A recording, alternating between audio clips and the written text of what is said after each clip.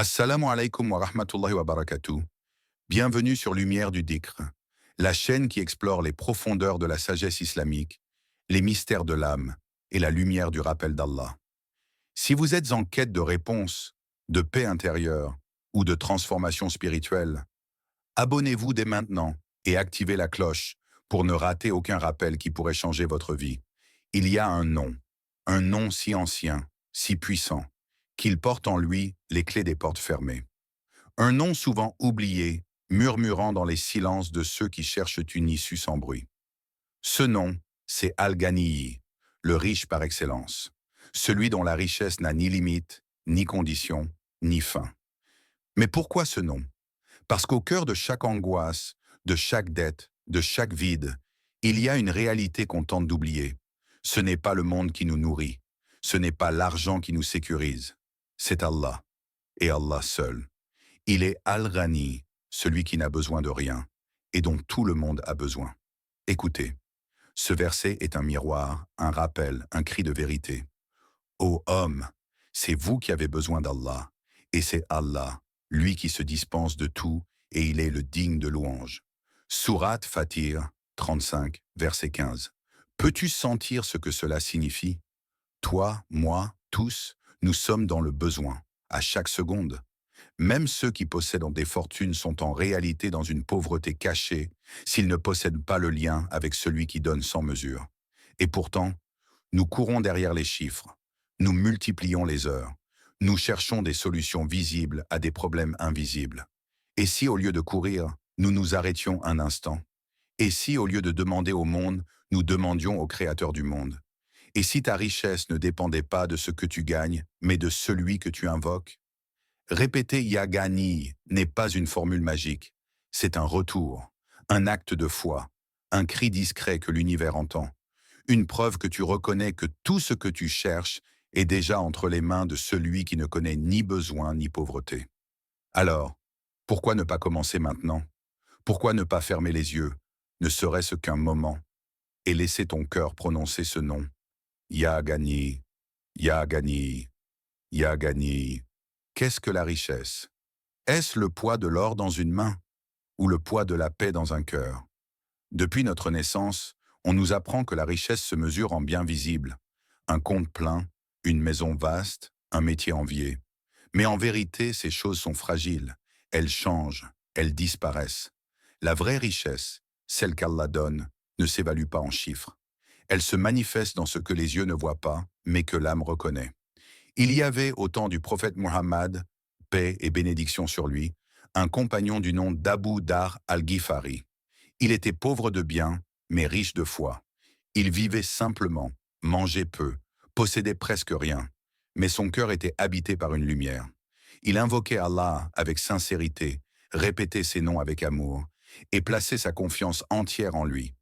Un jour, on lui dit « Abu Dar, pourquoi ne cherches-tu pas plus? Pourquoi ne travailles-tu pas à accumuler ce que d'autres possèdent ?» Il répondit, « Ce que les gens cherchent par la richesse, je le trouve dans le contentement d'Allah. Quand je l'invoque, il me donne. Quand je m'abandonne à lui, il m'ouvre des portes que l'or ne peut atteindre. » Abu Dar vivait dans l'ascèse, mais les bénédictions invisibles qui couvraient sa vie dépassaient toute fortune. Il ne manquait de rien, parce qu'il avait Allah. Voici la promesse que notre Seigneur nous fait.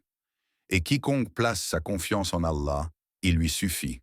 Allah atteint ce qu'il se propose. Sourate At-Talaq 65, verset 3, il suffit. Ces deux mots suffisent à inverser tout ce que l'on croit savoir sur la richesse. Il ne s'agit pas de ce que tu as, mais de qui tu as avec toi. Un cœur pur, même dans une maison pauvre, attire une abondance que les banquiers ne comprennent pas. Les bénédictions peuvent donc se cacher dans une parole, dans un regard, dans un sommeil paisible, dans une prière exaucée sans bruit. Et toi, as-tu déjà ressenti cette richesse silencieuse? Cette sensation que malgré le manque apparent, tout est là. Peut-être est-ce le moment d'inverser les priorités. Plutôt que de vouloir remplir ta main, commence par purifier ton cœur. Car la richesse qui commence par le cœur ne se termine jamais. Il y a des mots qui ne se prononcent pas avec la langue, mais avec l'âme. Le dhikr, ce rappel d'Allah, n'est pas un simple mouvement des lèvres. C'est un souffle sacré, un battement intérieur, une vibration invisible qui remue le ciel. Lorsque tu dis Yagani, ce n'est pas un simple son, c'est un appel, un signal qui traverse les mondes. C'est l'aveu discret d'un cœur qui reconnaît sa pauvreté et qui s'oriente vers la seule source d'abondance. Chaque nom d'Allah porte une lumière, un secret, une énergie qui agit. Le dhikr purifie, apaise, élève. Mais plus encore, il transforme. Ce n'est pas le nombre seul qui compte, c'est l'intention, c'est la présence, c'est cette larme discrète entre deux répétitions, cette pause du cœur entre deux battements.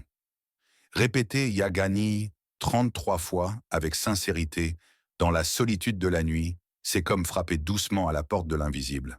Et Allah, dans sa miséricorde infinie, n'ignore jamais celui qui le cherche. Il y avait une femme, une mère seule, accablée de dettes. Elle priait, mais son cœur était lourd. Elle avait perdu espoir. Une nuit, elle tomba sur un vieux manuscrit contenant des invocations transmises de génération en génération. Parmi elles, ces mots: répète Yagani 33 fois après chaque prière, et attends. Elle commença. Le premier jour, rien. Le deuxième, des obstacles. Mais au troisième, un homme frappa à sa porte. Il avait reçu un rêve. Il ne la connaissait pas. Il venait simplement pour lui offrir de l'aide, sans demander en retour. Était-ce une coïncidence? Non, c'était le résultat d'un appel, un dhikr, une confiance invisible. Voici la parole divine qui confirme cette vérité. En vérité, c'est par le rappel d'Allah que les cœurs se tranquillisent. Sourate Ar-Ra'd 13, verset 28. Ce n'est pas ton compte bancaire qui te rassure. Ce n'est pas ton salaire qui apaise tes nuits.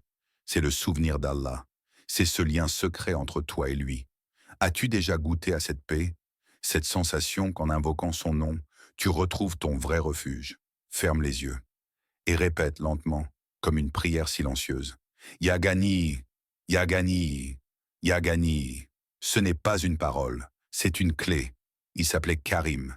Il avait tout perdu. Son commerce avait sombré dans la faillite. Les dettes d'On s'étaient accumulées.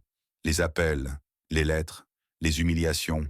Chaque jour était un rappel cruel de ce qu'il avait perdu. La honte d'un père qui ne peut plus subvenir aux besoins de ses enfants. Le silence d'une maison où même les murs semblent soupirer. Karim, un soir, brisé, posa son front au sol. Ce n'était pas une prière mécanique. C'était un cri muet, un abandon total. Il n'avait plus rien. Et dans ce rien, il avait enfin trouvé la place pour se tourner sincèrement vers celui qui possède tout. Il tomba sur une vidéo, une simple phrase qui allait changer sa vie. Répète Yagani 33 fois après chaque prière. Il n'avait plus d'argent, mais il lui restait la prière. Il lui restait le dhikr. Alors il commença. Jour après jour, sans rien attendre, juste répéter comme on s'accroche à une corde invisible.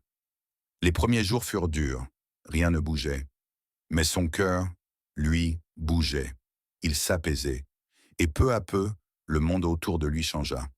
Un ancien ami, perdu de vue depuis des années, le contacta par hasard pour lui proposer un partenariat. Une aide financière inespérée arriva par un frère de la mosquée. Son commerce, qu'il croyait mort, se releva. Et avec lui, son cœur aussi. Mais la vraie richesse qu'il découvrit, ce n'était pas dans les chiffres. C'était dans la confiance, dans ce lien intime avec Allah qu'aucune épreuve n'avait pu briser. Il comprit ce que signifie vraiment cette promesse divine. Et Allah accorde la subsistance à qui il veut, sans compter. Sourate Al-Baqarah 2, verset 212. Sans compter, pas selon la logique humaine, pas selon les horaires des banques, mais selon la sagesse d'Allah. Aujourd'hui, Karim vit simplement. Mais son cœur est vaste, et chaque jour il répète Yagani, non plus pour demander, mais pour remercier. Il avait frappé à la bonne porte. Et Allah, comme toujours, avait répondu. Toi aussi tu peux frapper. Toi aussi tu peux répéter. Ce n'est pas ton histoire encore. Mais, et si c'était le début? Pourquoi 33? Pourquoi pas 10, ou 100, ou 50? Le chiffre 33 n'est pas un simple nombre. Il est un secret transmis par le prophète Muhammad, paix et bénédiction sur lui. Un code spirituel que seuls les cœurs attentifs reconnaissent. Après chaque prière, le messager d'Allah enseignait à ses compagnons de répéter 3 formules, chacune 33 fois, Subhanallah, gloire à Allah. Alhamdulillah, louange à Allah. Allahu Akbar, Allah est le plus grand. Et celui qui terminait en disant La ilaha illallah wahdahu la sharika lah avait une promesse, le paradis. Pourquoi 33? Parce que chaque répétition est une perle de lumière, une graine déposée dans le monde invisible. Tu ne la vois pas pousser, mais elle travaille. Dans l'obscurité de l'invisible, sous la terre du destin, chaque invocation germe. Et un jour, elle perce. Elle devient réponse. Soulagement. Ouverture. Quand tu dis « Yagani » une fois, Allah entend. Quand tu le dis 33 fois, avec présence, avec foi, avec amour, l'univers se met en mouvement. Allah, dans sa miséricorde, ne laisse pas une parole sincère sans écho. Écoute ce verset. Il est une promesse, directe, sans ambiguïté. Rappelle-toi donc de moi, je me rappellerai de toi. Sourate al-Baqarah 2, verset 152. Peux-tu imaginer cela? Toi, simple serviteur, limité, pécheur parfois. Et lui, le roi, le riche, le majestueux. Et pourtant, il se souvient de toi, si tu te souviens de lui. Le prophète, paix et bénédiction sur lui, nous a dit « Celui qui invoque Allah, Allah l'invoque en retour ». Et dans un autre hadith, il est rapporté que « Si mon serviteur s'approche de moi d'un en panne, je m'approche de lui d'une coudée. » Chaque « Yagani » que tu prononces est une marche, un pas, une lumière dans un couloir sombre. Et au bout de ce chemin, il n'y a pas seulement une réponse. Il y a Allah lui-même qui t'attend. Alors, la prochaine fois que tu tiens ton chapelet, n'imagine pas que tu comptes simplement des mots. Tu comptes des trésors, tu plantes des jardins, tu construis une demeure que seul Allah peut voir, mais que ton cœur ressent déjà. Il y a des soirs où le silence devient lourd, quand tu entends les battements de ton cœur comme un écho vide, quand les murs de ta maison ne te répondent plus, quand tu regardes ton téléphone sans espoir. Personne n'appelle, personne ne comprend. Tu es seul. La solitude, ce n'est pas l'absence de présence, c'est l'absence de réponse. Et dans ce désert intérieur, une question revient encore et encore. Pourquoi moi? Jusqu'à quand? Qui m'écoutera? Les dettes s'accumulent, les portes se ferment, l'angoisse s'installe. Et puis, un souffle, un murmure, un mot qui traverse l'obscurité. Yagani. Ce nom, tu ne l'avais jamais vraiment dit, ou peut-être jamais ressenti. Mais cette nuit-là, c'est différent. Tu ne parles plus à Allah comme on lit un livre. Tu lui parles avec ta douleur. Tu pleures, non plus de faiblesse, mais de besoin. Et tu découvres une vérité. Le dhikr n'est pas une obligation, c'est un refuge. Tu dis « Yagani » comme on dit « sauve-moi ». Tu dis « Yagani » comme on dit « je n'ai plus rien ». Et ce nom, dans sa douceur infinie, devient comme une couverture chaude dans un hiver d'épreuves. Ce n'est pas le monde qui t'a abandonné, c'est Allah qui t'a vidé de tout, pour que tu reviennes à lui, sans distraction, sans masque, sans orgueil. Et lui, que dit-il? Écoute sa parole. Elle n'est pas vague, elle est directe. Elle est pour toi. Et ton Seigneur dit, « Invoquez-moi, je vous répondrai. » Sourate Ghafir 40, verset 60. Il ne dit pas « Je réfléchirai ». Il ne dit pas « Peut-être ». Il dit « Je vous répondrai ». Mais cette réponse, elle ne vient pas toujours sous la forme qu'on imagine. Parfois, c'est une paix soudaine. Parfois, c'est une idée, un soulagement, un soutien qui surgit sans explication. Et parfois, c'est simplement la sensation d'être entendu. Et cela suffit déjà à commencer à guérir. Alors parle. Crie si tu dois crier. Pleure si tu dois pleurer. Mais n'oublie pas de dire son nom. Car derrière ce nom, il y a un trésor sans fin et un Seigneur qui ne ferme jamais sa porte à ceux qui le cherchent sincèrement. Les prophètes n'étaient pas des hommes ordinaires. Ils vivaient parmi les gens, mais leur regard portait au-delà du visible. Ils voyaient ce que les autres ignoraient, la véritable source de toute richesse. Regarde le prophète Sulaiman, alayhi salam. Allah lui avait donné un royaume que nul autre n'aura jamais. Les vents à son service, les djinns sous son autorité, les trésors de la terre. Et pourtant, Sulaiman n'était pas attaché à ses biens. Il savait d'où venait cette abondance. Il savait à qui elle appartenait. Dans un souffle d'humilité, il invoquait ainsi « Ceci est un don de mon Seigneur pour m'éprouver. Vais-je être reconnaissant ou ingrat ?» Et Allah dit dans le Coran et nous avons accordé à David et Salomon un savoir. Sourate An-Naml 27, verset 15. Un savoir, pas seulement de l'information, mais une connaissance intérieure, une science du cœur. La richesse n'est rien sans la gratitude. Et elle est un piège si elle t'éloigne de celui qui te l'a donné. Quant au prophète Muhammad, il vivait avec si peu, mais possédait tout. Une date, une jarre d'eau, un vêtement usé. Et pourtant, son cœur rayonnait d'une lumière plus vaste que les palais des rois. Il dormait sur une natte qui laissait des marques sur son corps. Ses compagnons pleuraient de le voir ainsi. Mais il leur disait « Que me faut-il du bas monde ? Je suis comme un voyageur qui se repose à l'ombre d'un arbre, puis continue sa route. » Lui aussi connaissait le secret. La vraie richesse est dans la proximité avec Allah. Il nous a transmis cette invocation précieuse. Allahumma kfini bihalalik an haramik, wa aghnani bifadlik amman siwak. Ô Allah, suffis-moi par le licite contre l'illicite, et enrichis-moi par ta grâce contre tout autre que toi. Une supplication puissante, car elle ne demande pas seulement des biens, elle demande l'indépendance intérieure, la liberté par rapport aux créatures, la richesse qui élève, et non celle qui enchaîne. Les prophètes savaient que l'abondance n'est pas ce qu'on accumule, mais ce qu'Allah déverse sur un cœur sincère. Et toi, as-tu déjà demandé cette richesse-là? As-tu déjà prononcé cette invocation dans la nuit, le cœur nu, les mains levées, en disant « Ya Ghani, enrichis-moi de toi ». Peut-être est-ce cela, le vrai trésor. Et il t'attend. Il y a des cœurs comme des terres arides, des cœurs desséchés par l'épreuve, fissurés par la douleur, oubliés de la pluie. Ils attendent, sans plus vraiment espérer. Mais un jour, une goutte tombe, un mot, un nom, Ya Ghani, et cette goutte réveille ce que la sécheresse avait endormi. La terre se fend, et sous la surface, un jardin s'éveille. La richesse divine ne tombe pas comme des pièces d'or du ciel.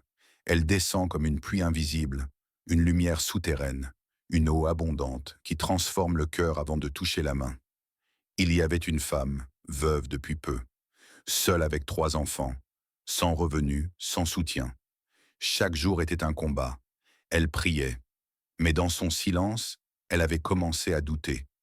Jusqu'au jour où, en lisant le Coran, un verset attira son cœur. Et s'ils avaient là suivi la voie droite, nous leur aurions certainement donné à boire une eau abondante. Sourate Al-Jinn 72, verset 16.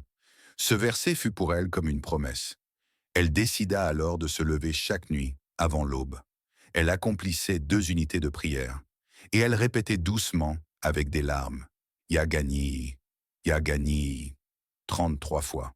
Puis encore, et encore. Rien ne changea immédiatement. Mais elle changea. Son cœur se dégagea d'un poids. Elle retrouvait une force qu'elle croyait perdue. Et peu à peu, les miracles commencèrent. Un voisin vint lui offrir des vivres, sans rien demander. Une ancienne demande d'aide fut soudainement acceptée. Ses enfants, autrefois agités par la peur, se mirent à sourire à nouveau. Elle comprit alors. La vraie richesse commence quand le cœur s'ouvre à Allah, comme une terre sèche qui s'ouvre à la pluie. Toi aussi, tu as peut-être ce sol en toi. Tu le crois stérile. Tu crois qu'il est trop tard. Mais il suffit d'un mot, d'un nom, pour que la vie revienne. Ya Ghani n'est pas seulement une invocation. C'est une rivière. Et si tu ouvres ton cœur, elle coulera. Ne cherche pas toujours à voir la pluie tomber autour de toi. Parfois, la pluie tombe en toi.